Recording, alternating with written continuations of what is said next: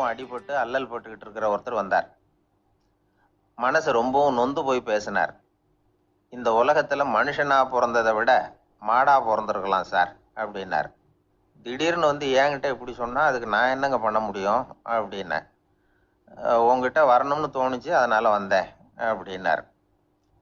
சரிங்க, இப்படி ஒரு யோசனை வந்ததுக்கு என்ன காரணம் அப்படின்னு சொல்லி அவர்கிட்ட கேட்டேன். அதுக்கு அவர் சொன்னார், என் பையனுக்கு வேலை தேடுறேன் கிடைக்கல, பொண்ணுக்கு மாப்பிள்ளை தேடுறேன் கிடைக்கல, வீடு கட்டுறதுக்கு கடன் கேட்குறேன் கிடைக்கல, மாடா பிறந்திருந்தா இது மாதிரி கவலையெல்லாம் கிடையாதுல்ல, பேசாம வைக்கோலை தின்னுக்கிட்டு அசை போட்டுக்கிட்டே கடந்துள்ளாமே அப்படின்னாரு அலட்சியமா. அதுக்கப்புறம் தான் அவர் சொன்ன கருத்தை நானும் கொஞ்சம் அசை போட ஆரம்பிச்சேன் மனசுக்குள்ள. இப்போ இயற்கையை பொறுத்த வரைக்கும் அது நாம எல்லாரும் மகிழ்ச்சியா வாழணும் அப்படின்னு தான் விரும்புது. விலங்குகள், பறவைகள், தாவரங்கள், அப்புறம் மற்ற உயிரினங்கள் எல்லாமும் நல்லபடியா இருக்கணும் அப்படிங்கிறது தான் இயற்கையோட விருப்பம். அதுல ஒன்றும் சந்தேகம் இல்லை. இயற்கையோட அமைப்பை கொஞ்சம் கவனிச்சு பார்த்தா அதை நாம நல்லா புரிஞ்சுக்கலாம். இருந்தாலும் இந்த ஆள் சொன்னதை கேட்ட பிறகுதான் ஒரு முக்கியமான வேறுபாடு புரிஞ்சுது. அதாவது இந்த உலகத்துல உள்ள முக்கியமான பிரச்சனைகள் 6. அந்த 6 பிரச்சனைகளும் ஆடு மாடுகளுக்கு கிடையாது, மரம் செடி கொடிகளுக்கு கிடையாது. ஆனா மனுஷன் அந்த 6 பிரச்சனைகளையும் சந்திக்க வேண்டியிருக்கு. சரி, அந்த 6 பிரச்சனைகள் என்னென்ன தெரியுமா? முதல்ல இந்த ஆடு மாடுலாம் நமக்குன்னு சொந்தமா ஒரு வீடு இல்லையே அப்படின்னு கவலைப்பட்டுக்கிட்டு இருக்கிறது இல்லை. ஆனா மனிதனுக்கு வீடு தேவைப்படுது. இது ஒரு வித்தியாசம். இப்ப 2வது பிரச்சனை என்னன்னா ஆடை பிரச்சனை. ஒரு கோழியோ சேவலோ நாம போட்டுக்கிறதுக்கு ஒரு சட்டை இல்லையே அப்படின்னு கவலைப்படுறது இல்லை. ஆனா மனுஷனுக்கு அந்த கவலை உண்டு.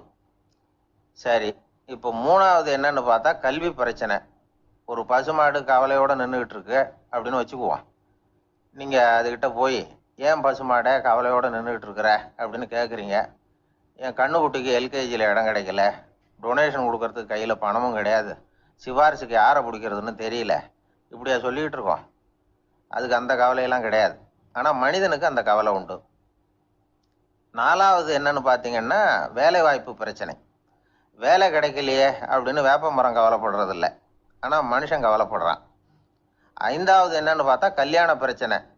எரும மாடு பசுமாடு எல்லாம் பொண்ணுக்கு மாப்பிள்ளை தேடிட்டாலே இது பேப்பரில் மணமகன் தேவை அப்படின்னு விளம்பரமாக கொடுக்குது, அதெல்லாம் கிடையாது. 6வது என்னன்னு பார்த்தீங்கன்னா பணம் சம்பந்தமான பிரச்சனை. ஆடு மாடுலாம் பணத்தை சேமிக்கணும்னோ ஏதாவது நிதி நிறுவனத்தில் முதலீடு பண்ணணும்னோ நினச்சிக்கிட்டு இருக்கிறது இல்லை. பணத்தை எப்படி காப்பாத்துறது அப்படிங்கிற கவலையும் அதுகளுக்கு கிடையாது. குதிரை வந்து குளம்போட பிறக்குது, அதனால அது காடு மேடெல்லாம் கவலை இல்லாமல் தெரியலாம். ஆடு வந்து உடம்புல ரோமத்தோட பிறக்குது, அதனால அது குளிரை பற்றி கவலைப்பட வேண்டிய அவசியம் இல்லை. ஆனால் மனுஷனை பார்த்தீங்கன்னா அவன் தான் ஒன்றுமில்லாமல் பிறக்கிறான். ஏன் இந்த பாகுபாடு அப்படின்னு கேட்டால் இதை பற்றி கொஞ்சம் சிந்திச்சு பார்க்கணும். அதாவது இந்த சந்தேகத்தை ஒரு பெரியவர்கிட்டையும் கேட்டேன், அவர் சொன்னார் இதுக்கு பதில். அவர் இதே கேள்வியை இயற்கை கிட்ட கேட்டாராம். இயற்கை பதில் சொல்லிச்சான், வேற யாருக்கும் கொடுக்காத ஒரு வலுவான கருவியை, ஒரு பவர்ஃபுல் வெப்பன் மனுஷனுக்கு கொடுத்துருக்கிறேன்னு, அந்த கருவியை உபயோகப்படுத்தி அந்த 6 பிரச்சனையை மட்டும் இல்லை 6 கோடி பிரச்சனைகள் இருந்தாலும் அதையெல்லாம் சமாளிக்கலாம். அது கருவி என்ன தெரியுமா? அதுதான் 6வது அறிவு. அதை உபயோகப்படுத்தினா காலுக்கு செருப்பு தயார் பண்ணிக்கலாம், குளிருக்கு போர்வை தயார் பண்ணிக்கலாம், என்ன வேணும்னாலும் செய்யலாம் அப்படின்னு இயற்கை பதில் சொல்லிச்சான். அதனால நாம செய்ய வேண்டியது என்னன்னா இயற்கையை முதல்ல சரியா புரிஞ்சுக்கணும். இயற்கையின் படைப்பையே நாம வந்து சரியா புரிஞ்சுக்கிறது இல்லையே, அதுதான் வேதனை. இந்த கதையை கேளுங்க. இப்போ நகரத்திலிருந்து ஒரு ஆள் கிராமத்துக்கு வந்தான். அங்கே ஒரு சிறுவன் மாடு மேய்ச்சிக்கிட்டு இருந்தான். நகரத்து ஆள் சொன்னான், எவ்வளவு அழகான பசு, அது சரி இதுக்கெல்லாம் ஏன் கொம்பு இல்லைன்னா. இதுக்கு அந்த பையன் பதில் சொன்னான், பசுமாட்டுக்கு கொம்பு இல்லாததுக்கு பல காரணங்கள் உண்டு. கண்ணுக்குட்டியா இருந்தால் கொம்பு இருக்காது, பசு வளர்ந்து பெருசானதுக்கு அப்புறம் தான் கொம்பு முளைக்கும், இது ஒரு காரணம். சில சமயம் வளர்ற கொம்பை எடுத்து விடுறது உண்டு, அது ஒரு காரணம். ஆனால் இதுக்கு ஏன் கொம்பு இல்லைன்னு கேட்குறீங்க, அதுக்கு என்ன காரணம்னா இது பசு இல்லை குதிரை அப்படின்னானா. அங்கே ஒரு புதர் தெரியுது இல்லையா, இந்த புதருக்குள்ள ஒரு சிங்கம் இருக்கு. அந்த பக்கமாக நான் போகிறப்போ வர்றப்போலாம் அது என்கிட்ட ஒம்பு வளர்க்குது, தகராறு செய்யுது, என் மேலே பாயுது, என்னை தாக்குது, ஏன்னு தெரியல அப்படின்னுது. இதை கேட்டதும் அந்த குரங்கு சொல்லிச்சு, இனிமேல் கவலைப்படாத, இந்த தடவை நான் உன்னை காப்பாத்துறேன்னுது. அதுக்கப்புறம் ஒரு நாள் அந்த குரங்கும் கழுதியும் அந்த புதர் பக்கமாக போய்கிட்டு இருந்தாங்க. எதிர்பார்த்தது மாதிரியே நடந்தது. அந்த சிங்கம் எதிரில் வந்தது, கழுதியை பார்த்தது, உடனே அது மேலே பாய ஆரம்பிச்சுட்டுது. அவ்வளவுதான். உடனே இந்த குரங்கு என்ன பண்ணுச்சு தெரியுமா? கிடுகிடுன்னு ஒரு மரத்து மேலே ஏறி உட்காந்துக்கிட்டுது. அங்கே உட்காந்துக்கிட்டு கீழே அந்த கழுதியும் சிங்கமும் போடுற சண்டையை வேடிக்கை பார்க்க ஆரம்பிச்சுட்டுது. கொஞ்ச நேரம் கழித்து அடிபட்ட காயத்தோடு அந்த கழுதை மெதுவாக நடந்து வந்தது. குரங்கும் மெல்ல மரத்தை விட்டு கீழே இறங்குச்சு. இப்போ கழுதை கேட்டுது, என்னை காப்பாத்துறேன்னு சொல்லிவிட்டு காலை வாரி விட்டுட்டியே, நீ பாட்டுக்கு மரத்து மேலே ஏறி உட்காந்துக்கிட்டே, இது நியாயமானது. குரங்கு பரிதாபமாக அதை பார்த்துது. நான் மரத்து மேலே இருந்து நீங்கள் 2 பேரும் சண்டை போட்டதை பார்த்துக்கிட்டு தான் இருந்தேன். உன்னோட சத்தம் தான் அதிகமாக இருந்தது, அது நீ சிரிக்கிற மாதிரி எனக்கு கேட்டுது. அதனால் நீ தான் ஜெயிச்சுக்கிட்டு இருக்க போல இருக்கு அப்படின்னு நினச்சிவிட்டேன். இன்னைக்கு பல பேர் இப்படி தான் இருக்கிறாங்களாம். யார் ஜெயிக்கிறாங்க யார் தோக்குறாங்கங்கிறத முகத்தை பார்த்து கூட கண்டுபிடிக்க முடியறதில்ல. பேசுகிற பேச்சை வச்சு கூட கண்டுபிடிக்க முடியறதில்ல. தோற்கிறவங்க கூட சிரிக்கிற மாதிரி முகத்தை வச்சுக்கிறான். இன்றைய மனிதர்கள்கிட்ட ஏகப்பட்ட முரண்பாடுகள். பொய் முகங்களோட உலவுகிறவர்கள் தான் அதிகம். உண்மை முகம் எங்கே இருக்குது அப்படிங்கிறத புரிஞ்சுக்கிட்டு நண்பர்களை தேர்ந்தெடுக்கணும் அப்படிங்கிறது ஒரு முக்கியமான கருத்து. கடவுள் இந்த உலகத்தை படைச்சுட்டு அதுக்கப்புறமும் கொஞ்ச நாள் இங்கேயே தங்கியிருந்தாராம். அப்போ தான் அவருக்கு ஒரு உண்மை புரிஞ்சுதான், இந்த உலகத்தில் தங்கி இருக்கிறது எவ்வளவு இடைஞ்சல்னு. தினமும் மனிதர்கள் தேடி வந்து ஏதாவது புகார் சொல்லிகிட்டே இருந்தாங்களாம். எனக்கு அது வேணும் இது வேணும்னு கேட்டுக்கிட்டே இருந்தாங்களாம். சில பேர் வந்தாங்க, நாங்கள் வந்து விவசாயம் பண்ணுறோம், தண்ணி இல்லாமல் பயிர் காயுது, எங்களுக்கு மழை வேணும் அப்படின்னாங்க. அவங்க போனதும் அதுக்கப்புறம் சில பேர் வந்தாங்க, நாங்கள் வந்து மண்பானை செய்கிறவங்க, நிறைய பானை செஞ்சு வச்சுருக்குறோம், மழை பெஞ்சால் எல்லாம் கரைஞ்சி வீணாக போயிடும், அதனால் இன்றைக்கி மழை பெய்யக்கூடாதுன்னாங்க. கடவுள் பார்த்தார், அவருக்கு என்ன பண்ணுறதுன்னே தெரியல, ஏகப்பட்ட குழப்பம், தலையை பிச்சுக்கலாம் போல் இருந்தது. கிட்டத்தட்ட பைத்தியம் பிடிக்கிற அளவுக்கு ஆயிட்டுது. எல்லாருடைய ஆசைகளையும் அவரால் நிறைவேற்ற முடியல. ஏன்னா ஒன்றுக்கு ஒன்று முரண்பாடாக இருந்தது. ஒரு நாள் தன்னுடைய அமைச்சரவையை கூட்டி ஆலோசனை கேட்டார். என்ன செய்யலான்னு சொல்லுங்கன்னார். இது என்ன பிரமாதம், பேசாமல் இமயமலை அடிவாரத்தில் போய் உட்காந்துங்க, யாரும் தொந்தரவு பண்ண மாட்டாங்கன்னாங்க. அங்கேயும் மனிதர்கள் வர ஆரம்பிச்சுருவாங்களேன்னார் கடவுள். சரி அப்படின்னா சந்திரனில் போயிருந்துக்கலாமேன்னாங்க. அங்கேயும் மனுஷன் குடி வர போகிறான் அப்படின்னார் கடவுள். வெகு தூரத்துக்கு அப்பால் உள்ள நட்சத்திர மண்டலத்துக்கு போயிடலான்னாங்க. இதெல்லாம் நிரந்தர தீர்வாகாது, நிரந்தரமாக இந்த மனிதனுடைய தொல்லையிலிருந்து நான் விடுபடணும், அதுக்கு ஏதாவது வழி சொல்லுங்கன்னார் கடவுள். ஒரு வயசான ஆள் வந்தார். கடவுளுக்கு காதோட காதாக ஒரு வழியை சொன்னார். கடவுளுக்கு முகம் மலர்ந்தது. அதுதான் சரி, அப்படியே செஞ்சுடலான்னார். அந்த ஆள் சொன்ன ரகசியம் என்ன தெரியுமா? மனிதனால் அடைய முடியாத ஒரு இடம் இருக்குது, அது வேற எங்கேயும் இல்லை, அவனுக்கு உள்ளே இருக்குது, அங்கே போய் மறைஞ்சுங்க, அதுக்கப்புறம் மனிதர்களால் உங்களுக்கு தொந்தரவு இருக்காதுன்னார். மனிதன் நினைக்காத இடம் அதுதான். அதாவது உள்ளுக்குள்ள இருக்கிற உண்மையை புரிஞ்சுக்காம வெளியில எங்கேயோ அது இருக்கிறதாக நினைச்சு வரட்டிக்கிட்டு அலையறான் மனுஷன். உள்ளே இருக்கிற உண்மை புரிஞ்சா நாம தன்னம்பிக்கையோட தலை நிமிர்ந்து வாழலாம். வேடிக்கையா ஒரு கதை சொல்லுவாங்க, இதை பாருங்க, நம்ம பையன் எங்க பணம் வச்சாலும் எடுத்து விடுறான், என்ன பண்றதுன்னாங்க அம்மா. அப்பா கொஞ்ச நேரம் யோசனை பண்ணார். அதுக்கப்புறம் சொன்னார், அவன் கண்ணில் படாத இடமா நம்ம வீட்டில் இருக்கிறது ஒரே இடம் தான், அங்கே பணத்தை வை திருட்டு போவாதுன்னார். அது எந்த இடம்னு கேட்டாங்க. அதுதான் அவன் பாட புஸ்தகம், அதில் வச்சிரு, அவன் தொடவே மாட்டான், பாட புத்தகத்தை தொடாமல் பரீட்சையில் வெற்றி பெற முடியாது அப்படிங்கிறத புரிஞ்சுக்கணும். உள்ளே இருக்கிற உண்மையை தொடாமல் வாழ்க்கையில் வெற்றி பெற முடியாது. அதனால் உண்மையை புரிஞ்சுக்கிட்டா வாழ்க்கையில் வெற்றி நிச்சயம். கத்தியை தீட்டாதே புத்தியை தீட்டு அப்படின்னு ஒரு பெரியவர் புத்தி சொன்னார். அதை கேட்ட ஒரு இளைஞன், அது எப்படி பெரியவரை புத்தியை தீட்டுறது? கத்தியை தீட்டுன்னு சொன்னால் ஒரு கருங்கல்லில் கத்தியை தேய்க்கலாம், புத்தியை தீட்டுன்னு சொன்னால் எப்படி தலையை கொண்டுட்டு போய் தரையில் தேய்ச்சிக்கிட்டு இருக்க முடியுமா அப்படின்னா. அந்த பெரியவர் உடனே புரிஞ்சுக்கிட்டார், இந்த இளைஞனுக்கு புத்தி கூர்மை கம்மி அப்படிங்கிறத புரிஞ்சுக்கிட்டார். அது சரி, அறிவுக்கும் புத்திசாலித்தனத்துக்கும் என்ன வித்தியாசம்? இது ஒரு முக்கியமான கேள்வி. அறிவுன்னா என்ன, புத்திசாலித்தனம்னா என்ன? இதே கேள்வியை சாக்ரட்டிஸ் கிட்ட அவருடைய சீடன் ஒருத்தன் கேட்டானான். ஐயா, அறிவுக்கும் புத்திசாலித்தனத்துக்கும் என்னங்க வித்தியாசம் அப்படின்னு கேட்டிருக்கான். சாக்ரட்டிஸ் நிமிர்ந்து பார்த்துருக்கிறார் அந்த சீடனை. அதுக்கப்புறம் சொன்னாராம், நான் சொல்கிறேன் உன்னுடைய கேள்விக்கு பதில், ஆனால் அதுக்கு முன்னாடி நீ ஒரு காரியம் பண்ணணும்னாரான். என்னங்க செய்யணும் சொல்லுங்கன்னு இருக்கான். அதோ பாரு, ஒரு பெரியவர் உட்காந்துருக்கிறாரு, அவர்கிட்ட போ, இங்கேருந்து பக்கத்தில் இருக்கிற அந்த கிராமத்துக்கு போய் சேர எவ்வளவு நேரம் ஆகும் அப்படின்னு கேட்டுட்டு வா அப்படி சொன்னார் சாக்ரட்டிஸ். சரின்னு சொல்லிவிட்டு இவன் போனான். அந்த பெரியவர் முன்னாடி போய் நின்னான். ஏங்க பெரியவரை, இங்கேருந்து அதோ தெரியுத அந்த கிராமத்துக்கு போய் சேர்றதுக்கு எவ்வளவு நேரம் ஆகும் அப்படின்னு கேட்டான். பெரியவர் நிமிர்ந்து பார்த்தார். ஆனால் பதில் எதுவும் சொல்லலை. இவன் மறுபடியும் ஒரு தடவை அதே கேள்வியை அவர்கிட்ட கேட்டான். என்னங்க, நான் கேட்குறது உங்கள் காதில் விழுதா? அந்த கிராமத்துக்கு போய் சேர்றதுக்கு எவ்வளோ நேரம் ஆகும் அப்படின்னு சொல்லி மறுபடியும் கேட்டான். அப்பவும் அவர் பதில் சொல்லலை. உடனே அவன் மனசுக்குள்ளே முடிவு பண்ணிக்கிட்டான், சரி பெரியவர் ஒரு மாதிரியாக தெரிகிறார், புத்தி சுவாதீனம் சரியில்லாத ஒரு மாதிரி தெரியுது அப்படின்னு நினச்சிக்கிட்டே வந்த வழியிலேயே திரும்பி வந்துட்டான். கொஞ்சம் தூரம் நடந்திருப்பான். இப்போ அந்த பெரியவர் மறுபடியும் கூப்பிட்டார், இளைஞனே இப்படி வாடினார். இவனுக்கு ஒன்றும் புரியல. மறுபடியும் திரும்பி நடந்தான். அவர் முன்னாடி போய் நின்னான். பெரியவர் சொன்னார், தம்பி, இங்கேருந்து அந்த கிராமத்துக்கு போய் சேர்றதுக்கு 5 நிமிஷம் ஆகும் அப்படின்னார். இப்போ அந்த இளைஞன் அந்த முதியவரை ஒரு மாதிரியாக பார்க்க ஆரம்பித்தான். அதுக்கப்புறம் கொஞ்சம் யோசித்தான். பிறகு அவர்கிட்டே கேட்டுட்டான், ஏங்க பெரியவரை, இதே பதிலை அப்போவே என்கிட்ட சொல்லியிருக்கலாமே, என்னை திரும்பி போன்னு சொல்லிவிட்டு பாதி தூரம் போனதுக்கப்புறம் மறுபடியும் கூப்பிட்டு அதுக்கப்புறம் இப்படி சொல்கிறீங்களே, இது நியாயமா அப்படின்னா. பெரியவர் சிரிச்சார். அதுக்கப்புறம் சொன்னார், ஏன்பா, நீ எவ்வளவு வேகமாக நடக்கிறேங்கிறத பார்க்காம நீ கிராமத்துக்கு போய் சேர வேண்டிய நேரத்தை எப்படி என்னால் சொல்ல முடியும்? அதனால தான் உன்னை கொஞ்சம் தூரம் நடக்க விட்டு உன்னுடைய நடையின் வேகம், அந்த கிராமம் இருக்கிற தூரம் ரெண்டையும் கணக்கு போட்டு அதுக்கப்புறம் நேரத்தை சொன்னேன்னார். சீடன் வந்து தலை குனிந்தான். அப்படியே திரும்பி வந்து சாக்ரட்டிஸ் முன்னாடி நின்னான். சாக்ரட்டிஸ் இப்போ சொல்றார், தம்பி, அதுக்கு பேர் தான் புத்திசாலித்தனம். இந்த அறிவு கூர்மை வந்து எல்லா இளைஞர்களுக்கும் வரணும் அப்படிங்கிறதுக்காகத்தான் கத்தியை தீட்டாத புத்தியை தீட்டு அப்படின்னு பெரியவங்கள்லாம் சொல்லிட்டு இருக்கிறாங்க. புத்தியை தீட்டுறவங்கெல்லாம் வாழ்க்கையில் அறிவாளியாராங்க, தீட்டாதவங்க கோமாளியாராங்க. இதுதான் இன்னைக்கு நடக்கிறது. அதனால அறிவு கூர்மைங்கிறது வேற. இந்த காலத்து ஆசாமி ஒருத்தர் இன்னொருத்தரை பார்த்து கேட்டார், ஏங்க, ஒரு விமானம் இங்கேருந்து புறப்பட்டு 2 மணி நேரத்தில் மதுரைக்கு போய் சேருது. நல்லா கவனிங்க, ஒரு விமானம் இங்கேருந்து புறப்பட்டு 2 மணி நேரத்தில் மதுரைக்கு போய் சேருது அப்படின்னா என்னோட வயசு என்னன்னு கேட்டார். இவர் கேட்கறதுல ஏதாவது அர்த்தம் இருக்கா?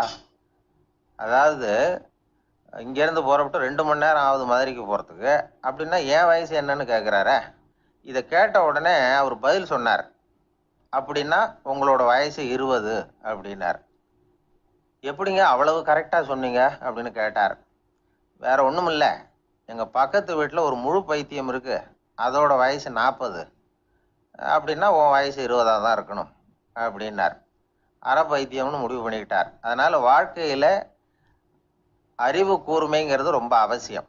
அந்த புத்திசாலித்தனம் இருக்கிறவங்க வாழ்க்கையில வெற்றி பெறுவது நிச்சயம். சாலை ஓரமா அழுதுகிட்டு உட்காந்துருந்தான். பிச்சை எடுத்து சாப்பிட்ற ஒருத்தன் அந்த பக்கமா வந்தான். இவனை பார்த்தான். ஏன் அழுதுகிட்டு உட்காந்துருக்கிற, என்னாச்சு உனக்கு அப்படின்னு கேட்டான். அதுக்கு இவன் சொன்னான், என்கிட்ட ஒண்ணுமே இல்லை, நான் இந்த உலகத்துல இருந்து என்ன பிரயோஜனம், அதனால தான் அழுதுகிட்டு இருக்கிறேன் அப்படின்னா. உன்கிட்ட மறைஞ்சிருக்கிற புதையல் என் கண்ணுக்கு நல்லா தெரியுது, அது உனக்கு புரியல, அதனால தான் அழுதுகிட்டு இருக்கிற அப்படின்னா. என்னது, புதையல் இருக்குதா, உன் கண்ணுக்கு தெரியுதா அப்படின்னு கேட்டான். ஆமா, எனக்கு தெரியுது, அந்த புதையலை நீ விற்கிறதுக்கு தயாரா இருக்கிறியா அப்படின்னு கேட்டான் இவன். இதை கேட்டதும் அந்த இளைஞனுக்கு ரொம்ப ஆச்சரியமா போச்சு. என்னது இப்படி கேட்குறானே அப்படின்னு. என்கிட்ட ஒரு காசு கூட இல்லையே, அப்படி இருக்கிறப்போ புதையல் எங்கேருந்து வந்தது அப்படின்னா. இந்த நேரத்தில் அந்த பிச்சைக்காரன் சிரிச்சான். இப்படி தான் இந்த உலகத்தில் எல்லாரும் சொல்லிட்டு இருக்கிறாங்க, என்கிட்ட ஒன்றுமே இல்லை ஒன்றுமே இல்லைன்னு சொல்லி. ஆனால் அவங்கக்கிட்ட தான் புதையல் இருக்கு. நீ வேணும்னா என் கூட வா, நம்ம நாட்டு அரசர்கிட்ட போவோம், உங்ககிட்ட இருக்கிற புதையலை அவர் நல்ல விலைக்கு எடுத்துக்குவார் அப்படின்னா. அது எப்படி உனக்கு தெரியும்னா, இதுக்கு முன்னாடியும் இது மாதிரி பல பேரை நான் வந்து ராஜா கிட்ட அழைச்சிட்டு போயிருக்கிறேன், அதனால தான் உன்னை பார்த்தேன், உன்னையும் கூப்பிடுறேன், நீ சரின்னு சொன்னால் உன்னை அழைச்சிட்டு போகிறேன், உங்ககிட்ட இருக்கிற புதையில அவர் நல்ல விலை கொடுத்து எடுத்துக்குவார் அப்படின்னு சொன்னான். இவன் இப்படி சொல்கிறதும் அந்த இளைஞனுக்கு ஒன்றுமே புரியல. இது என்னது, இந்த ஆள் இப்படி சொல்லிகிட்டு இருக்கிறான், நம்மக்கிட்ட என்ன இருக்குது, அதுவும் இல்லாமல் இவனே பிச்சை எடுத்து சாப்பிட்டுக்கிட்டு இருக்கிறான், இவன் போய் நம்மளை ராஜா கிட்ட அழைச்சிட்டு போகிறதா போகிறேங்கிறானே என்ன அப்படின்னு சொல்லி அவன் யோசனை பண்ணான். என்ன யோசிக்கிற, உனக்கு பணம் வேணும்னா என்னோட வா அப்படின்னா. இளைஞன் ஒரு முடிவுக்கு வந்தான். சரி, இங்கேயே உட்காந்துக்கிட்டு இருக்கிறத விட அங்கேயாவது போய் பார்ப்போமே, இங்கே அழுதுட்டு உட்காந்துருக்கிறதுல என்ன பிரயோஜனம், ஏதோ கூப்பிடுறான் போய் பார்த்துட்டு வருவோமே அப்படின்னு சொல்லி அவன் கூட புறப்பட்டான். பிச்சைக்காரன் முன்னாடி போயிட்டே இருக்கிறான், இந்த இளைஞன் பின்னாடி நடந்து போயிட்டு இருக்கான். 2 பேரும் அரண்மனையை நோக்கி போறாங்க. பாதி வழி போயிருப்பாங்க. வழியில அந்த பிச்சைக்காரன் சொன்னான், இதை பாரு, முன்னாடியே சில விஷயங்களை நாம பேசிக்க வேண்டியிருக்கு. சரியா தெளிவா முடிவு எடுத்துக்கிட்டு அதுக்கப்புறம் ராஜா கிட்ட போகணும். ஏன்னா அங்க போய் அது முடியாது இது முடியாதுன்னு நாம நமக்குள்ள சண்டை போட்டுக்கிட்டு இருக்க முடியாது. ராஜாவுக்கு விலையை பத்தி கவலையே இல்லை, எவ்வளவு சொன்னாலும் நமக்கு பணம் கிடைச்சிரும். ஆனா அதுக்கப்புறம் நான் இதை விற்கிறதுக்கு தயாரா இல்லைன்னு சொல்லிடக்கூடாது. அதனால புதையலை விற்கிறதா இல்லையாங்கிறத இங்கேயே தெளிவா முடிவு செஞ்சுக்கணும். இல்லைன்னா ராஜா கிட்ட போய் அங்க போய் குழப்பிட்டு இருக்க முடியாது அப்படின்னு சொன்னான். இளைஞனுக்கு ஒண்ணுமே புரியல. என்ன சொல்ற நீ, என்கிட்டயா புதையலா, எங்க இருக்குது அப்படின்னு சொல்லி குழம்பி போனான். இப்போ அந்த பிச்சைக்காரன் சொன்னான், இத பாரு, இப்போ உதாரணத்துக்கு உன்னுடைய கண்களை எடுத்துக்கோ, அதுக்கு நீ என்ன விலை கேட்டுற போற? நான் அதுக்கு ராஜா கிட்ட இருந்து ஒரு 50,000 ரூபா வாங்கி தர முடியும். உன்னுடைய இருதயத்தை கொடுக்குறியா, 20 லட்சம் ரூபா வாங்கி தரேன். மூளையை கொடுக்குறியா, 30 லட்சம் வாங்கி தரேன். என்ன சொல்ற அப்படின்னு சொல்லி இந்த பிச்சைக்காரன் பேசிக்கிட்டே போறான். இளைஞனுக்கு கோபம் வந்துட்டுது. என்ன உளர்ற, உனக்கு என்ன பைத்தியமா? கண்ணையும் மூளையையும் இருதயத்தையுமா விற்பாங்க? என்ன விலை கொடுத்தாலும் அதையெல்லாம் நான் விற்கிறதுக்கு தயாரா இல்லை, நான் விற்க மாட்டேன். அதை கொடுத்துட்டு நான் என்ன பண்றது? இப்படி நான் மட்டும் இல்லை, யாருமே இதை விற்கிறதுக்கு தயாரா இருக்க மாட்டாங்க அப்படின்னு சொன்னான் அந்த இளைஞன். இவன் இப்படி சொன்னதும் அந்த பிச்சைக்காரன் வாய் விட்டு சிரிக்க ஆரம்பிச்சுட்டான். இப்போ பைத்தியமானது நானா நீயா? லட்சக்கணக்கான கோடிக்கணக்கான ரூபாய் பொறுமானம் உள்ள பொருள்களை உங்ககிட்டயே வச்சுக்கிட்டு விற்க முடியாதுன்னு சொல்ற நீ தான் ஏழை. என்கிட்ட ஒண்ணுமே இல்லைன்னு மரத்தடியில் உட்காந்து அழுதுட்டு இருக்கிறியே அப்படின்னு சொன்னான். இன்னைக்கு பாத்தீங்கன்னா பல பேர் தன்கிட்ட புதைஞ்சிருக்கிற ஆற்றலை புரிஞ்சிக்க முடியாம அவதிப்பட்டுக்கிட்டு இருக்கிறாங்க. நம்ம கிட்ட என்ன இருக்குங்கிறது அவங்களுக்கு தெரியறது இல்லை. அதனாலதான் என்கிட்ட ஒண்ணுமே இல்லைன்னு சொல்லி அழுதுகிட்டு இருக்கிறாங்க. இதை விளங்க வைக்கிறதுக்கு பெரியவங்க சொல்ற கதை இது. நம்ம கிட்ட இருக்கிற புதையலை நாம தான் தோண்டி எடுக்கணும். உண்மையான புதையலுங்கிறது உள்ளே இருக்கு, ஆனா அதை வெளியில தேடுற ஆசாமிகள் தான் அதிகம். சராசரி மனித இயல்பு அப்படி. நம்ம கிட்ட விலை மதிக்க முடியாத பகுத்தறிவு இருக்கு, அதை வச்சுக்கிட்டு வாழ்க்கையில முன்னேறதுக்கு முயற்சி பண்ணணும். என்கிட்ட ஒண்ணுமே இல்லைன்னு நினைச்சு ஓரமா உட்காந்துடக்கூடாது. முயற்சி செஞ்சா முடியாத காரியம் எதுவுமே இல்லை. ஒரு ரயில்வே ஸ்டேஷன் பக்கம் வெளியில ஒரு டாக்ஸி நின்றுகிட்டு இருந்தது. அந்த பக்கமா வந்த ஒருத்தர் டாக்ஸி டிரைவரை பார்த்து சொன்னார், ஐயா, உங்க வண்டியில பின் சீட்ல ஒரு மணி பரிசு கிடக்கு, யாரோ மறந்து விட்டுட்டு போயிருக்கிறாங்க அப்படின்னாரு. இல்ல இல்ல, அது காலி பரிசு தான், நான் தான் அதை அங்க போட்டு வச்சிருக்கிறேன்னாரு டிரைவர். ஏன்னு கேட்டார் அவரு. இதுக்கு டிரைவர் சொன்னாரு, அதை பாக்குற யாராவது அதை எடுத்துக்கலாம்ங்கிற ஆசையிலையாவது சவாரிக்கு வருவாங்க, அதுக்காக தான் போட்டு வச்சிருக்கிறேன் அப்படின்னார். ஒரு நண்பர் அவசர அவசரமா என்கிட்ட ஓடி வந்தார். அப்புறம் சொன்னார், என்னால நம்பவே முடியல சார், என் பையனா இப்படி அப்படின்னு சொல்லி ஆச்சரியப்பட்டார். உங்க பையன் அப்படி என்னதான் செஞ்சுட்டான்னு கேட்டேன். என்னால முடியாத ஒரு காரியத்தை அவன் சுலபமா செஞ்சுட்டான் சார் அப்படின்னார். அது என்ன, உங்களால முடியாத காரியத்தை அவன் செஞ்சுட்டாங்கிறீங்க, அது என்ன காரியம்னு தான் சொல்லுங்களேன். என்ன, 5ஆம் வகுப்புல ஒரே தடவையில பாஸ் ஆயிட்டான் சார், அதாவது ஒரே அட்டம்ப்ட்ல பாஸ் ஆயிருக்கிறான் அப்படின்னார். மூச்சு வாங்க. கஷ்டப்பட்டு பரீட்சை எழுதினவன் அவன், இவருக்கு மூச்சு வாங்குது. நம்மால செய்ய முடியாத ஒரு காரியத்தை இன்னொருத்தர் செய்யும் போது அது நமக்கு ஆச்சரியமா தெரியுது. இப்ப சர்க்கஸ் பாக்குறோம், அங்க ஒருத்தர் அந்த இடத்துல தொங்குறார், அதை பாக்குறப்போ அது நமக்கு ஆச்சரியமா தெரியுது. ஏன்னா அது மாதிரி அந்த இடத்துல தொங்குறதுங்கிறது நம்மால முடியாத காரியம். நம்மால முடியாத ஒண்ண அடுத்த ஒருத்தர் ரொம்ப சுலபமா செய்யறப்போ நாம மருள்வது இயற்கை. இதைத்தான் தொல்காப்பியம் மருட்கை அப்படின்னு சொல்லுது. இந்த வியப்பு இருக்குதே, இது 4 வகையில ஏற்படுதான். அதையும் தொல்காப்பியம் தான் சொல்லுது. அது என்ன 4 வகை அப்படின்னா, முதல் வகை எப்படின்னா புதுமையான அரிய செயல்களை செய்வது. 2வது வகை என்னன்னா பெரிய செயல்களை செய்யறது. 3வது வகை எப்படின்னா மிக நுட்பமான செயல்களை செய்யறது. 4வது வகை ஆக்கம் தரும் செயல்களை செய்யறது.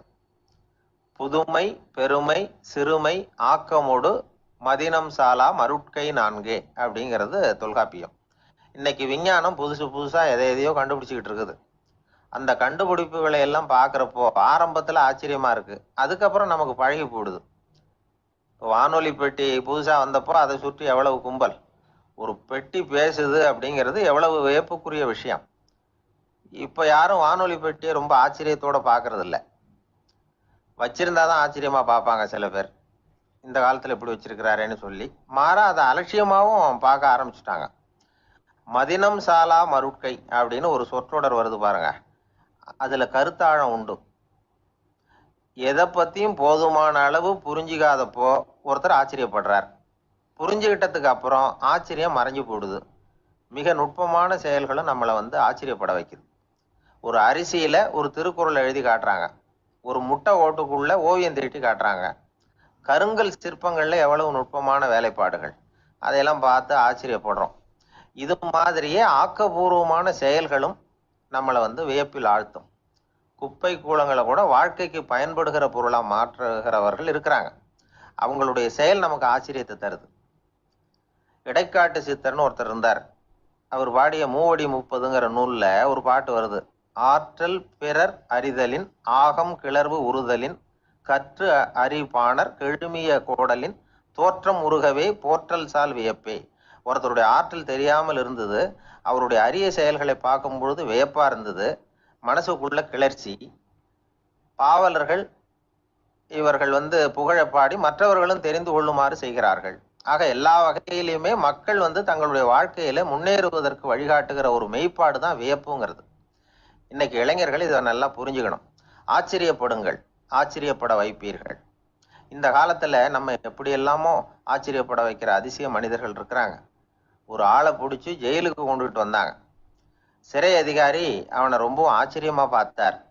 இவன் கேட்டான், ஏன் சார் அப்படி பார்க்குறீங்க, நான் இப்போ இங்கே வந்தது உங்களுக்கு ஆச்சரியமா இருக்கா அப்படின்னு கேட்டான். இதுக்கு சிறை அதிகாரி சொன்னார், நீ இப்போ இங்கே வந்ததில் எனக்கு ஒன்றும் ஆச்சரியம் இல்லைப்பா, ஏற்கனவே நீ இங்கேருந்து விடுதலை ஆகி போய் 6 மாதம் ஆச்சு, இவ்வளவு லேட்டாக திரும்பி வர்றியா, அதுதான் எனக்கு ஆச்சரியம் அப்படின்னாராம்.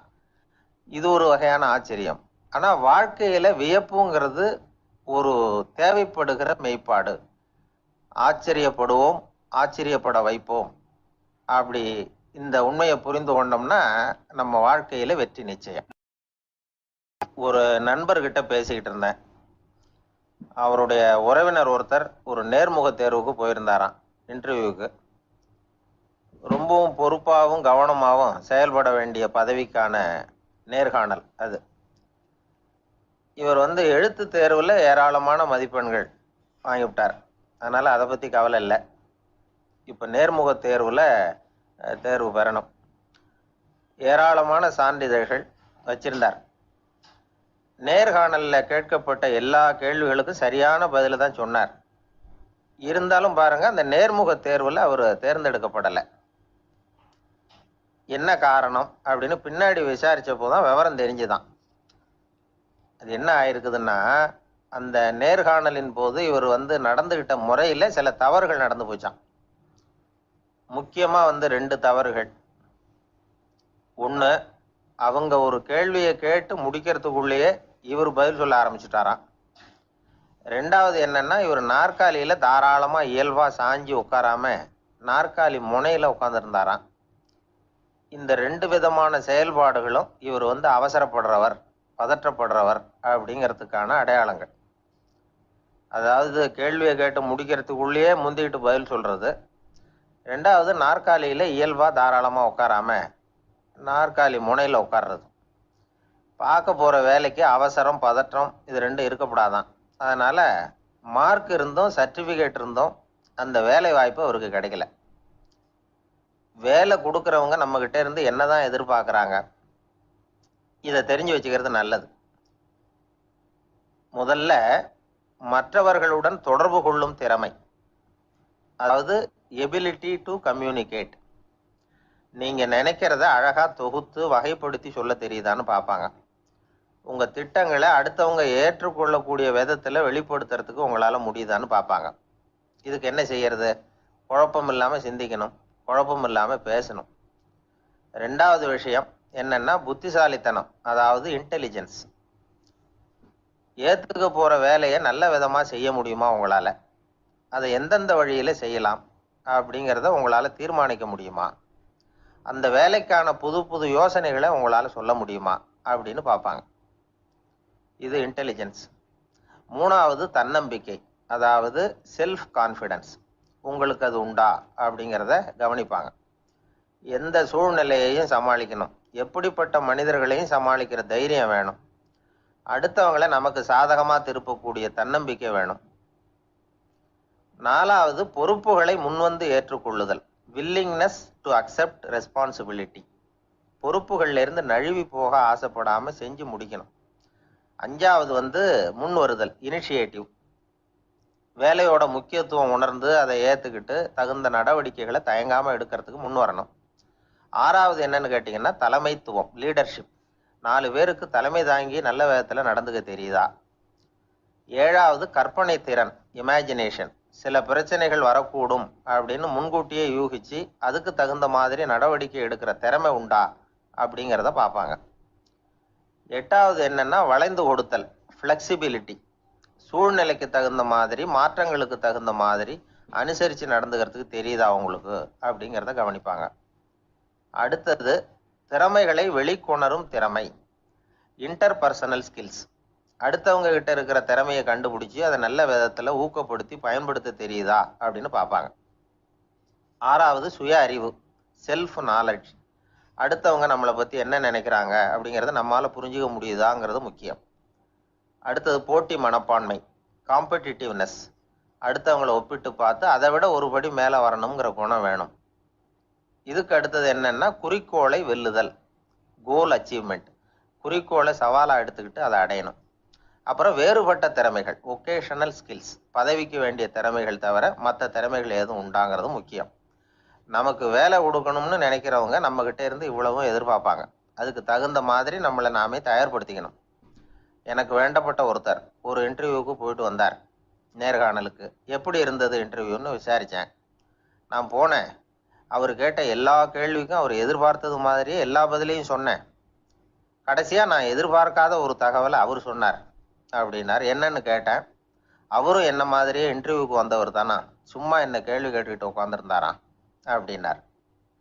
அதனால் ஒரு நேர்காணலுக்கு போகிறதுக்கு முன்னாடி என்ன எதிர்பார்க்குறாங்க அப்படிங்கிறத தெரிஞ்சுக்கிட்டு போனால் வெற்றி நிச்சயம். ஒரு பெரிய செல்வந்தர் போட்டி வச்சாராம், ஒரு நீச்சல் குளம். அதில் யார் வேணாலும் குதித்து அந்த பக்கம் போய் கரையேறலாம். அந்த நீச்சல் குளத்தில் விஷப்பாம்பெல்லாம் கிடக்கு.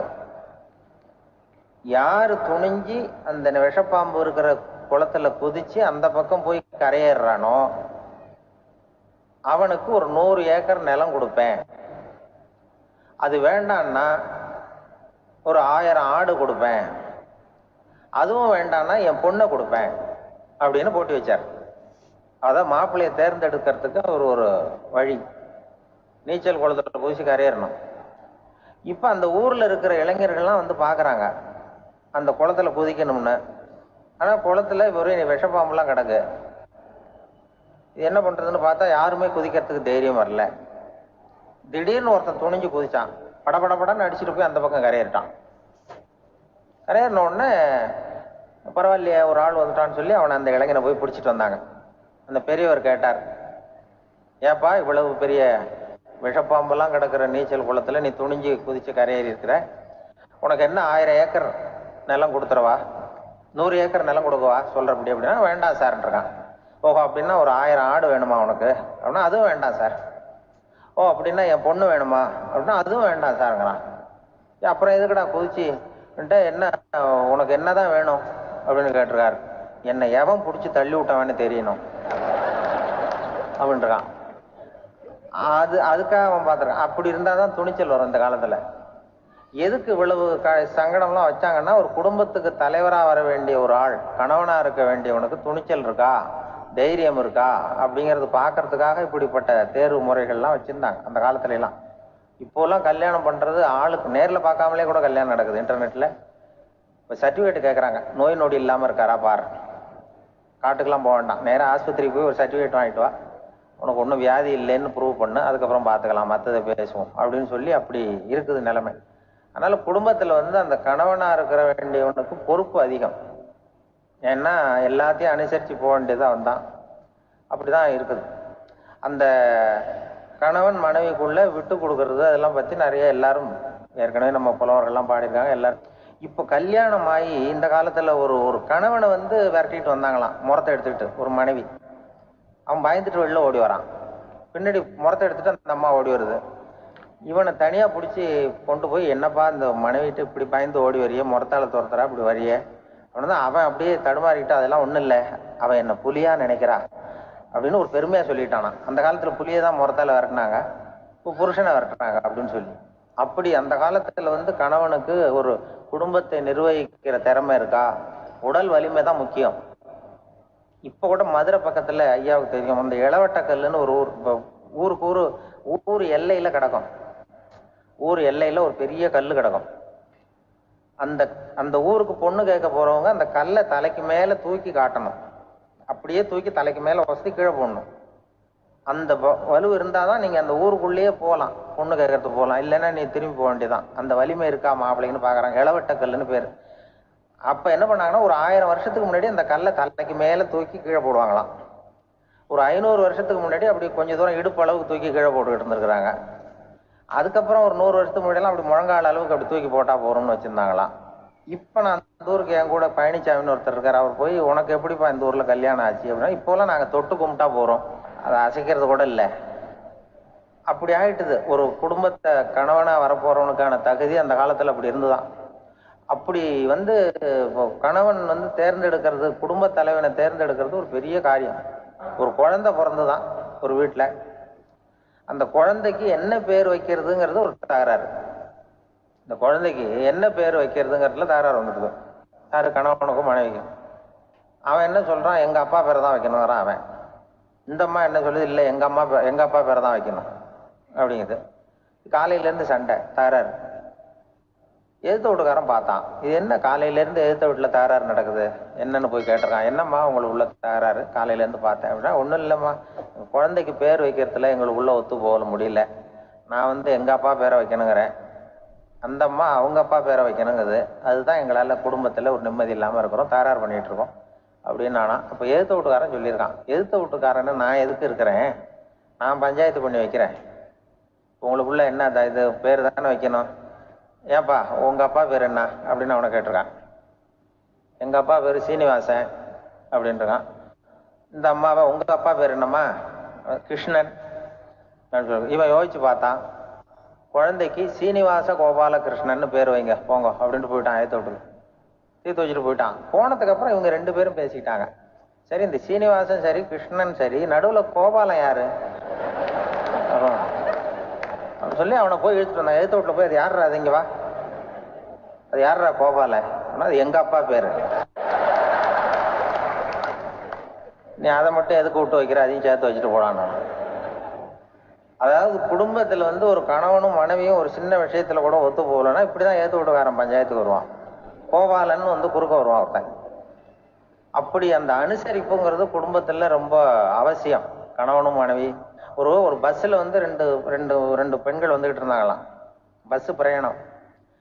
2 பெண்கள் வந்து பக்கத்தில் உட்காந்துருக்காங்க. அந்த கண்டக்டரை கூப்பிட்ருக்காங்க, இங்கே வாயா அப்படின்னு அந்த ஒரு அம்மா கூப்பிட்ருக்கு. என்னம்மா அப்படின்ட்டு இருக்கார். வந்து இந்த ஜன்னலை திறந்து விட்டு போ அப்படின்னு. சரின்னு பக்கத்தில் இருந்த ஜன்னலை திறந்து விட்டு அவர் போயிட்டார். பக்கத்தில் இருந்தம்மா உடனே இங்கே வாயா, மறுபடியும் வாயான்னு கூப்பிட்ருக்கு. வந்து என்ன, இந்த ஜன்னலை மூடி விட்டு போ அப்படின்ட்டு மூடி விட்டு போனார். மறுபடியும் அந்த முன்னாடி கூப்பிட்டது, வாமா வாயா வாயான்னு மறுபடியும் கண்டக்டரை கூப்பிட்டு, என்ன இந்த பார், இந்த ஜன்னலை வந்து நீ மூடி வச்சின்னா நான் மூச்சு திணறி செத்து போடுவேன். அப்புறம் உடனே பக்கத்தில் இருந்தம்மா, தபாரியா அந்த அம்மா பேச்சை கேட்டுட்டு நீ திறந்து வச்சின்னா நான் குளிர் தாங்காமல் செத்து போடுவேன் அப்படின்னு. அவர் தலையை பிச்சுக்கிறார் கண்டக்டர். என்னடா பெரிய ரொம்ப போயிச்சேன், கொஞ்சம் தூரம் பிரயாணம், இதில் கூட அட்ஜஸ்ட் பண்ணி போகக்கூடாதா அப்படின்னு. அப்போ அந்த பஸ்ஸில் பின்னாடி ஒருத்தன் கடைசி சீட்டில் வெயில் தாங்காமல் சட்டையெல்லாம் கட்டி போட்டுட்டு ஒரு கிராமத்து ஆள் வீடியோ குடிச்சிட்டு வரான். அவர் கூப்பிட்ருக்கான் அந்த ஆள், அந்த கண்டக்டர், இங்கே வாயா அங்கே என்ன தகராறு அப்படின்னு. அந்த எதிர்த்து வீட்டுக்காரன் வந்தானே முன்னாடி பஞ்சாயத்துக்கு, அது மாதிரி கண்டக்டர் இங்கே வாயா, அவன் ஏன் நீ என்ன சொல்ல போற அப்படின்ட்டு வந்திருக்கான்.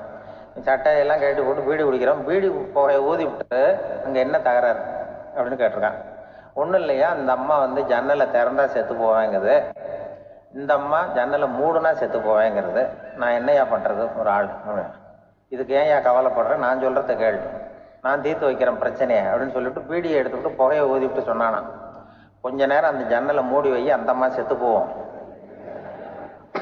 அப்புறம் திறந்து வை, இந்த அம்மா செத்து போவோம், நாம நிம்மதியா போகலாம் அப்படின்னு சொல்லிட்டு பீடி குடிக்க ஆரம்பிச்சிட்டான். அவருக்கு கோவம் வந்துட்டுது கண்டக்டருக்கு.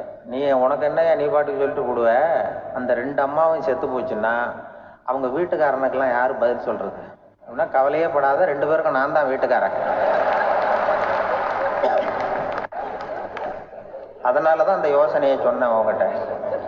அப்புறம் இதுதான், அந்த ஒண்ணுக்கு மேல போச்சுன்னா அது இயற்கைக்கு விரோதம், இப்படிலாம் ஆகும்.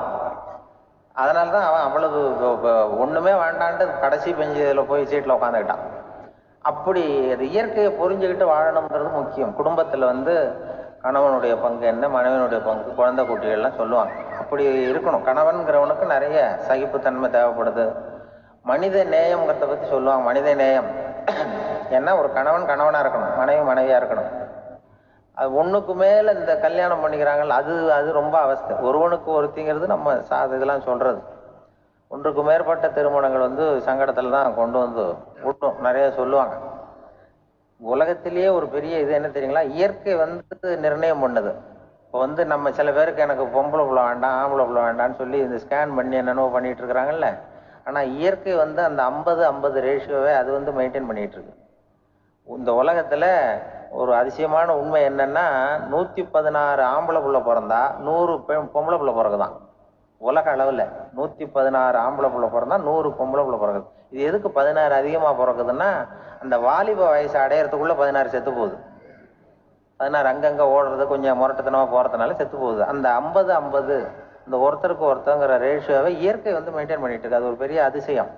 அதை விட பெரிய அதிசயம் என்னன்னா, இந்த உலக யுத்தம் நடந்தது இல்ல, முதல் உலக யுத்தம், 2வது யுத்தம், அப்ப பார்த்துருக்குறாங்க, கணக்கு எடுத்திருக்கிறாங்க. அந்த யுத்தம் முடிஞ்ச பிறகு 116 ஆம்பளை பிள்ளைக்கு பதிலாக 160 170 பிறக்க ஆரம்பிச்சுதான். 100 பெண் குழந்தைக்கு 170 180 ஆண் குழந்தை. இது எதுக்குன்னா, அந்த போர்ல செத்து போகுதுல ஆம்பளை பிள்ளைகள், அதை ஈடுகட்டுறதுக்காக அதிகமா பிறக்க ஆரம்பிச்சிருக்கு. அந்த அளவுக்கு இயற்கை ஒரு பெரிய ரேஷியோவை மெயின்டைன் பண்ணுது. அதாவது ஒருவனுக்கு ஒருத்திங்கிறத அது சொல்லிட்டு இருக்கு. புறாவெல்லாம் வளர்த்தீங்கன்னா, நான் கூட புறா வளர்த்துருக்கிறேன் ஊர்ல. புறா வளர்த்தீங்கன்னா ஒரு தடவைக்கு 2 முட்டை தான் விடும் ஒரு வீட்டுக்கு. அந்த 2 முட்டையும் குஞ்சு பறிச்சுன்னா அதுல ஒண்ணு ஆணா இருக்கும், ஒண்ணு பொண்ணா இருக்கும். அது எந்த முட்டை ஆண் எந்த முட்டை பெண்ணுங்கிறத இயற்கை நிர்ணயம் பண்ணுது. அதை நம்ம மாற்றவே முடியாது.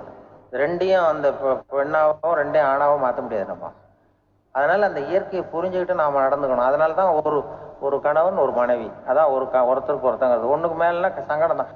ஒரு மனுஷன் இன்னைக்கு மனிதனாக இல்லை, மனித நேயம் குறைஞ்சு போச்சு. இது குடும்ப உறவுகள்லாம் ரொம்ப மாறி போச்சுன்னு சொல்லலாம். இப்ப நாகரிகத்துல அப்படிதான் இருக்குது. ஒரு இதுல ஒருத்தன் என்ன பண்ணிருக்கான், ஒரு சின்ன பையனை கொண்டு வந்தானா. ஒரு சின்ன பையன் பக்கத்துல இருக்கான். ஒரு பெரியவர் கேட்டிருக்காரு, யாருப்பா அந்த பையன் அப்படின்னு கேட்டிருக்காரு. இவன் சொன்னானா, இந்த பையன் எனக்கு தூரத்து உறவு, எனக்கு தூரத்து உறவுன்னு இருக்கான். சரி, தூரத்து உறவுன்னா எப்படி அப்படின்னு கேட்டிருக்கான். இந்த பையன் எங்க அப்பாவுக்கு 8வது புள்ள அப்படின்னானா. கூட பிறந்தவனே அவ்வளவு தூரமா போயிட்டான், 8வதா பிறந்தான். அப்படி இருக்கு குடும்ப உறவுகள்ங்கிறது. மனுஷனுக்கு வேல்யூ விஞ்ஞானம் எப்படி போட்டிருக்குன்னா, ஒரு மனித உடம்புல இருக்கிற கால்சியத்தை மட்டும் தனியா எடுத்தா ஒரு சின்ன ரூமுக்கு வெள்ளை அடிக்கலாமா. ஒரு மனுஷ உடம்புல இருக்கிற பாஸ்பரஸை மட்டும் தனியா எடுத்தா ஒரு 40 நெருப்பூச்சி தயார் பண்ணலாம். ஒரு மனுஷ உடம்புல இருக்கிற இந்த கொழுப்பு சத்தை மட்டும் தனியா எடுத்தா ஒரு 7 சோப்பு கட்டி தயார் பண்ணலாம். அது மாதிரி ஒரு மனுஷ உடம்புல இருக்கிற இரும்பு சத்தை மட்டும் தனியா எடுத்தா ஒரு 2 அங்குல அணி 2 செய்யலாம். இவ்வளவுக்கும் விலை போட்டா 42 ரூபா 50 காசு. இதுதான் மனுஷனுக்கு விஞ்ஞானம் போட்டிருக்கிற விலை. அது எப்போ அது ஒசரும்னா, அவன் மனுஷனா இருக்கிற வரைக்கும் இருக்கிறப்ப. அதுவும் செத்து போனா அதுவும் கிடையாது, செத்து போனா அதுவும் குறைஞ்சிரும். மிருகங்களுக்கெல்லாம் அப்படி இல்லை, செத்ததுக்கு அப்புறம் விலை கூடும். அங்கெல்லாம் எல்லா ஊர்லயும் பாத்தீங்கன்னா உயிர் கோழி 50 ரூபா, உரிச்ச கோழி 60 ரூபான்னு போட்டிருக்கோம். செத்ததுக்கு அப்புறம் 10 ரூபா அதிகம். மனுஷனை நீ உயிர் மனுஷன் 42 ரூபா 50 காசு, செத்ததுக்கு அப்புறம் 52 ரூபான்னா நீயே வச்சுக்கிடாது, எனக்கு எது கண்டு போடு. அவன் எப்ப அவனுக்கு வேல்யூ கூடும்னா, மனிதன் மனிதனாக வாழும் பொழுதுதான் வேல்யூ கூடும். குடும்பத்துல அந்த அந்த பாசத்தோட வாழணும்னு கடவுள்கிட்ட கேட்டு சொன்னாங்களே, அதுதான். இந்த சமூகம்ங்கிறதும் ஒரு பெரிய குடும்பம் தான். அதனாலதான் இந்த நாட்டுக்கு உள்ள பெருமையை எல்லாரும் ஒற்றுமையா இருந்தா எதையும் சாதிக்கலாம்ங்கிறது தான் இந்த நாட்டுக்கு உள்ள பெருமை. அப்படி நிரூபிச்சோம். அதனால சமூகம்ங்கிறதும் ஒரு குடும்பம் மாதிரி இருக்கிறது தான் பெருசு. சில இதெல்லாம் இப்போ ஜாதி மத வேறுபாடெல்லாம் நம்முடைய முன்னேற்றத்தை தடுக்கும். விலங்குகள் நம்மளோட மேலானது. அதான் ஒரு ஊர்ல ஒரு சிவன் கோயில் இருந்துதான். சிவன் கோயில்ல அந்த புறாவெல்லாம் வளர்ந்துகிட்டு இருந்திருக்கு. அந்த மாடத்துல, சிவன் கோயில் மாடத்துல புறாவெல்லாம் குடியிருந்திருக்கு. உடனே அதுக்கு கும்பாபிஷேகம் பண்றதுக்காக ஊர்ல திட்டம் போட்டாங்க. சிவன் கோயிலுக்கு வெள்ளடிக்க ஆரம்பிச்சாங்க. வர்ணம் பூச ஆரம்பிச்சதும் அதுக்கு சாரம் கட்டுவாங்கல்ல, இந்த குச்சியெல்லாம் வச்சு சாரம் கட்டுவாங்க. உடனே இந்த புறாவெல்லாம் என்ன பண்ணிச்சான், இனிமே நம்ம இங்க வெள்ளை அடிக்கிறாங்க, கும்பாபிஷேகம் வருது, நம்ம இங்க குடியிருக்க முடியாது, எதிர்த்தாப்புல எங்க போகலான்னு பார்த்துருக்கு. இந்த உயரம் கோபுரத்துல இருந்த புறாவெல்லாம் எதிர்த்தாப்புல ஒரு மாதா கோயில் இருந்திருக்கு, சர்ச்சு. அங்க சில மாடங்கள்ல புறாவெல்லாம் இருக்குது, சில மாடம் இருக்கு. உடனே நம்மெல்லாம் அங்க போடுவோம் கொஞ்சம் காலத்துக்குன்னு எல்லாம் புறப்பட்டு இந்த மாதா கோயிலுக்கு போயிடுது. அங்க போனா அங்க இருக்கிற புறாவோட சேர்ந்து இதுவும் குடியிருந்துட்டு இருக்கு. கொஞ்ச நாள் என்னாச்சு, அங்க கிறிஸ்துமஸ் வந்துட்டுது. கிறிஸ்துமஸ் வந்ததும் சரி இங்கேயும் வெள்ளடிக்க ஆரம்பிக்கிறாங்க. நம்ம மறுபடியும் எங்கடா போறதுன்னு பார்த்தா அங்க இருக்கிற புறாவோட சேர்ந்து இதுவும் சேர்ந்து நேரா ஒரு பள்ளிவாசல் இருந்தது. எதுக்கு அங்க இருக்கிற மாடத்துல போய் அங்க குடியேறிட்டுது எல்லாம். அங்க போனா அங்க ரமலான் மாசம் ரம்சானுக்காக அதையும் புதுப்பிக்க ஆரம்பிச்சாங்க. இது என்ன பண்றதுன்னு சொல்லி இந்த 3 செட்டு புறாவும் சேர்ந்து என்ன பண்ணுச்சு, எங்க போலான்னு பார்த்தா மறுபடியும் அதுக்குள்ள இந்த சிவன் கோயில்ல கும்பாபிஷேகம் முடிஞ்சு போச்சான். முடிஞ்சிருக்கு, அங்க போடுவோம் எல்லாரும் சொல்லி எல்லா புறாவும் அந்த சிவன் கோயிலுக்கு வந்துட்டுது. அங்க போய் மாடத்துல குடியிருந்துட்டுது. அப்ப திடீர்னு ஒரு நாள் பார்த்தா ஒரே கலவரம் பூமியில எல்லாம் ஒருத்தன் அருவாளை தூக்கிட்டு நிக்கிறான், குச்சி எடுத்து ஒருத்தனை சுட்டுக்கிறான். ஒரே கலவரம், சத்தம், ஒரே மத கலவரம் வந்துட்டுது ஊர்ல. அப்போ புறாவெல்லாம் மாடத்துல இருந்துகிட்டு ஒரு குஞ்சு புறா அவங்க அம்மாட்ட கேட்டுதான், இது என்ன, இந்த மனுஷனுக்கு என்ன ஆச்சு, அவன் கத்தியை தூக்கிட்டு நிக்கிறானே அப்படின்னு கேட்டுதான். ஒரு குஞ்சு புறா அவங்க அம்மாட்ட கேட்டுதான். அம்மா புறா. இப்ப அம்மா அந்த புறா சொல்லிச்சான், மனுஷனுக்கு இப்போ மதம் பிடிச்சிருக்கு, அதான் கத்தியை தூக்கிட்டு நிக்கிறான் அப்படின்னு இருக்கு. இப்ப நமக்கெல்லாம் பிடிக்கலையே அப்படின்னு தான். அப்ப அந்த புறா சொல்லிச்சான், அந்த பாருமா, நாம இந்த சிவன் கோயில்ல இருந்தாலும் நமக்கு புறான்னு தான் பேரு, இந்த மாதா கோயிலுக்கு போனாலும் நமக்கு புறான்னு தான் பேரு, பள்ளிவாசலுக்கு போனாலும் நமக்கு புறான்னு தான் பேரு. அந்த மனுஷன் அப்படி இல்லை. அவன் இங்க இருக்கிற வரைக்கும் இந்துன்னு சொல்லுவான், அங்க மாதா கோயில் இருந்தான்னா கிறிஸ்தவன்னு சொல்லுவான், பள்ளிவாசல்ல இருந்தான்னா முஸ்லீம்னு சொல்லுவான். அப்ப குஞ்சு புறா அது என்ன இப்படி பண்றாங்க மனுஷங்க, இப்ப அவங்கள விட நம்ம வசதி போல் இருக்க, நம்ம தேவலாம் போல் இருக்க அப்படின்னு தான் அந்த குஞ்சு புறா. அப்ப அந்த தாய் புறா சொல்லிச்சான், உண்மைதான், அதனாலதான் நம்ம மேலான இடத்துல இருக்கிறோம், அவன் கீழே நிக்கிறான் இன்னமும் அப்படின்னு சொல்லிச்சான். இதுதான் அந்த குடும்பம்ங்கிறது, சமுதாயம்ங்கிறது ஒரு பெரிய குடும்பம். அது இந்த புறா கிட்டே இருந்து மனுஷன் கத்துக்க வேண்டியிருக்கு. அப்படி இருக்குது இன்னைக்கு மனுஷனுடைய நிலைமை. அதை புரிஞ்சுக்கணும். அப்படித்தான் ஒவ்வொரு இதுலயும் நாம நடந்து கொள்ள வேண்டி இருக்குது. மிருகங்கள்ட்ட இருந்து கத்துக்கிற வாய்ப்பெல்லாம் இருக்குது. அப்படி சொல்லுவாங்க. அந்த இதுல நாம குடும்பத்துல என்னன்னா, இப்போ இந்த பிள்ளைகளை பத்தி சொல்லுவாங்க. இப்ப ராமர் லட்சுமணர் கதை சொல்லுவாங்க. அதாவது ராமரும் பரதனும் பந்து விளையாடிக்கிட்டு இருந்தாங்களாம். சின்ன வயசுல பந்து விளையாடிட்டு இருந்தாங்களாம். உடனே ராமர் வந்தாராம். கோசலை அவங்க அம்மா மடியில, கோசலை மடியில சோர்ந்து போய் உட்காந்தாராம். சந்தோஷமா உட்காந்துருக்காரு. அப்ப அந்த கோசலை அம்மா கேட்டாங்களாம், ஏன்பா அப்படி இவ்வளவு சந்தோஷமா இருக்கே, என்ன காரணம் அப்படின்னு கேட்டிருக்காரு. அப்படின்னு அந்த அம்மா கேட்டிருக்கு. ராமன் சொன்னானா, என் தம்பியோட நான் பந்து விளையாண்டுக்கிட்டு இருந்தேன், பரதன் அவன் ஜெயிச்சுட்டான், நான் தோத்துட்டேன், என்ன அவன் ஜெயிச்சுட்டான், அவனுடைய வெற்றி எனக்கு சந்தோஷமா இருக்கு, தம்பியோட வெற்றி, அதனால நான் சந்தோஷமா இருக்கேன்னு சொல்லியிருக்கேன். அந்த அம்மாவுக்கு ரொம்ப சந்தோஷம், தம்பி ஜெயிக்கிறாங்கிறத பத்தி அண்ணன் சந்தோஷப்படுறானே அப்படின்னு. கொஞ்ச நேரத்துல பரதன் வந்திருக்கான். அவன் சோர்ந்து போய் கலங்கி போய் அதே அம்மா மடியில் உட்காந்துருக்கான். நீ ஏப்பா, நீ தான் ஜெயிச்சுட்டியாமே, நீ என்னத்துக்கு வருத்தப்பட்டுட்டு வர அப்படின்னு கேட்டிருக்க அந்த அம்மா.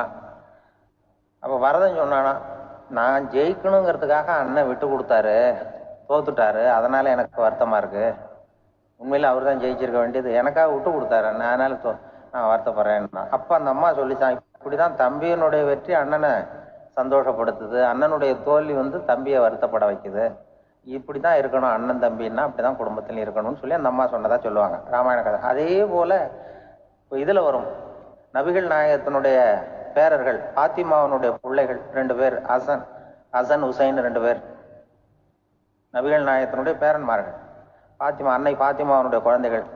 ஹசனும் ஹுசைனும் பேசிக்கிறதே இல்லையா கொஞ்ச நாள். இந்த அம்மாவுக்கு அதை பார்க்குறாங்க, ஏதோ அண்ணன் தம்பிக்குள்ளே ஏதோ தகராறு போல் இருக்கு, ஏன் பேசிக்க மாட்டேங்கிறாங்க அப்படின்னு சொல்லி அந்த பிள்ளைகளை கூப்பிட்டு வச்சு அந்த அம்மா புத்தி சொல்லிச்சான். இந்த பாருப்பா, நீ அண்ணன் தம்பிக்குள்ள இது மாதிரி இருக்கக்கூடாது. உங்கள் பாட்டனார் ஒரு புத்திமதி சொல்லியிருக்காரு, உனக்கு தெரியுமா?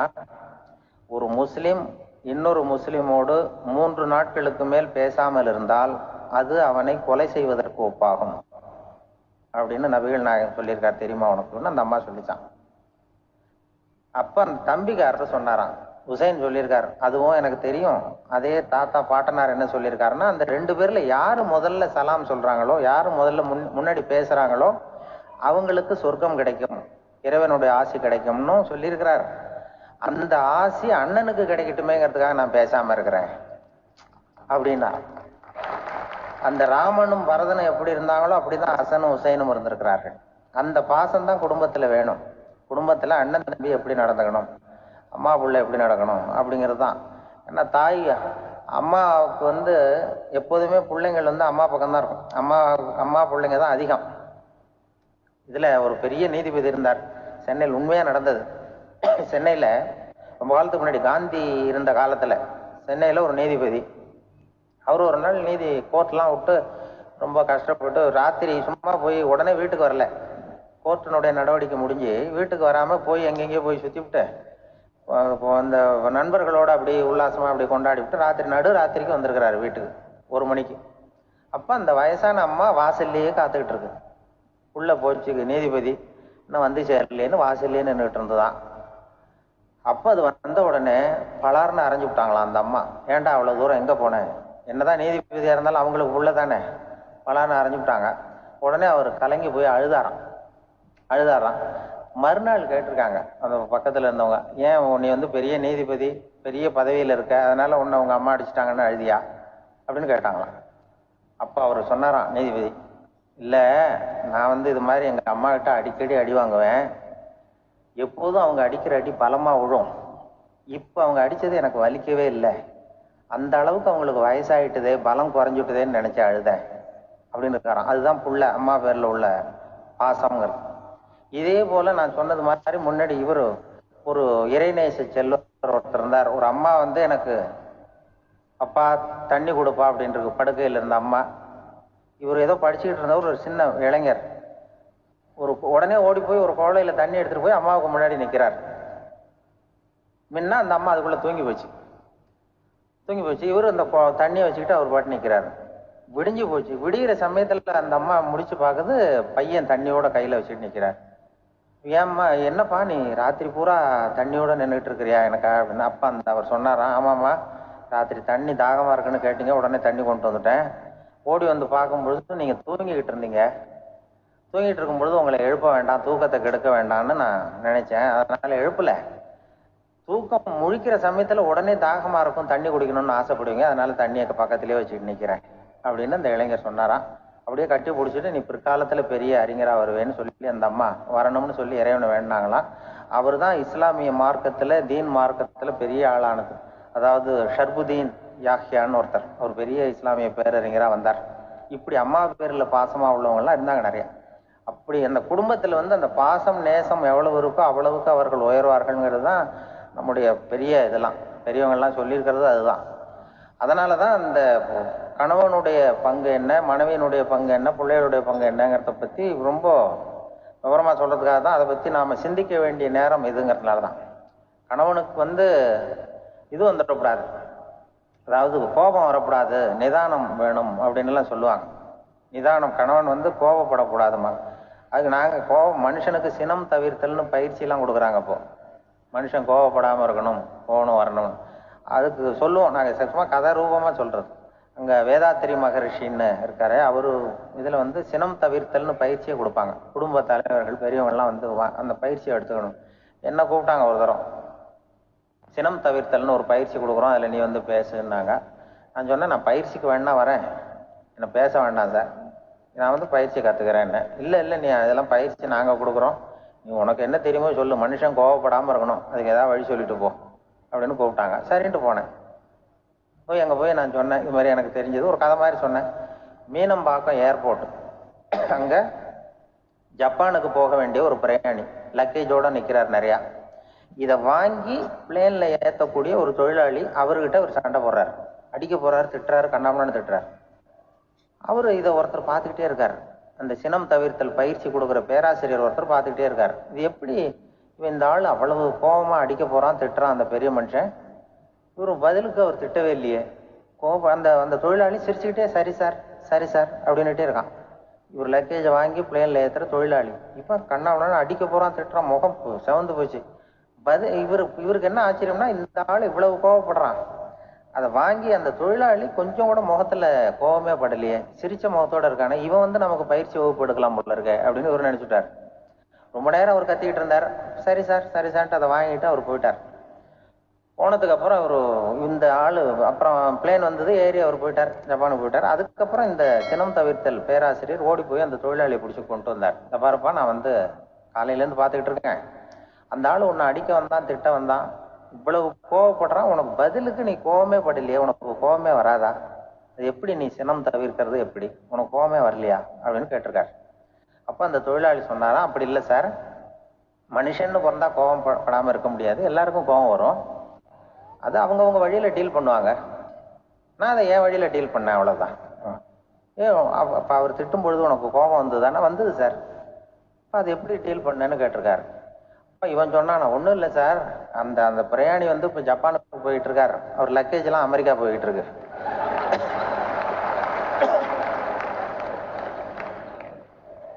இதுக்கு நாம எதுக்கு சார் அனாவசியமா அவன்கிட்ட போய் சண்டை போட்டுக்கிட்டேன், மாத்தி ஏற்றி விட்டா அவன் போய் பார்த்துக்கிறான் எங்கேயாவது. அதுதான் நான் சினம் தவிர்க்கிற வழி அவன் சொன்னாரான். உடனே இதைதான் எனக்கு தெரிஞ்சது கோபம் வராம இருக்கிறதுன்னு அங்க பேசினேன் அந்த கூட்டத்துல. அதுக்கப்புறம் இன்ன வரைக்கும் அவங்க கூப்பிடுறதே இல்லை என்ன.